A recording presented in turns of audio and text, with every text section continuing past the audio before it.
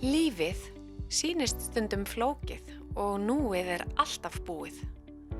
Hvað eru framtíðir í þínum huga? Hvað ber við sjónarönd? Framtíðin geymist ekki. Hún þarf að vera í sífelldri skoðun og það er ekki hægt að fresta henni eða skila. Hún er alltaf ný, gefur enga afslætti og er eins og hún er. Hún ilmar af tækifærum, en hefur að geyma ógn ef hún er misskilin eða látin eiga sig.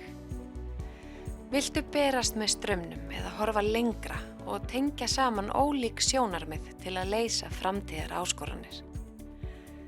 Framtíðin er þín ef þú ert tilbúin að mæta henni. Bæði til að bregðast við áskorunum, en ekki hvað síst til að skynja og greina tækifærin. Hefur þú spurt þig hvað ef?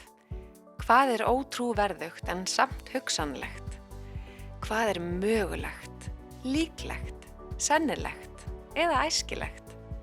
Það er þitt að móta framtíðina. Pældu í því. Skoðaðu hvað er við ystu sjónarönd inn á vef Framtíðarseturs Íslands.